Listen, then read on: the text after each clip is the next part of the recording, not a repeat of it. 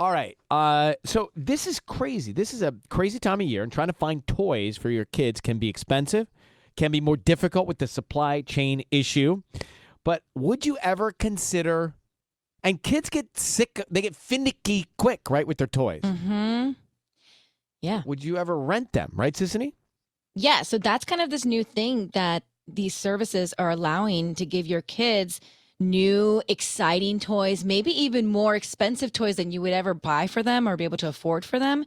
But then you rent them at a much cheaper cost. And then your kids get over it after a few months. You return it back and then you can rent a new toy, basically. I got to tell you, my favorite toy as a kid was Matchbox cars. Little cars you could drive around. I used to get little airplanes, too. I park at the airport. Are those different from Hot Wheels? They're the same concept, but they're different brands.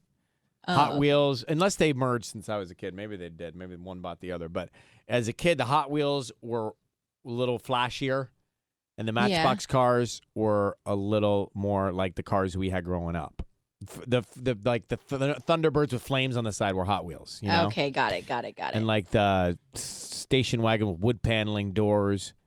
That was Matchbox cars. Anyway, I was a Barbie girl. I had all the Barbies, their setup, the home, the bed for them, and then you just play pretend. But my thought was for Matchbox cars, yeah, I'd want to. It'd be great to rent a bunch of them and then give some back, and then get different ones, and then get different colored cars, and that would work out brilliantly for me as a kid. Mm-hmm. Is it the same with Barbies, or are you like proprietary with your Barbies because they're your dolls?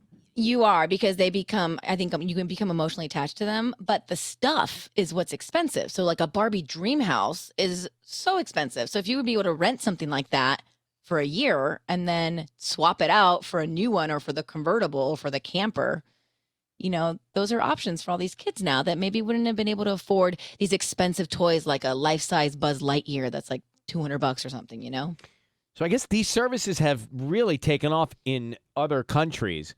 And there are some of these services available in the U.S. So if you are interested, check it out. Look it up.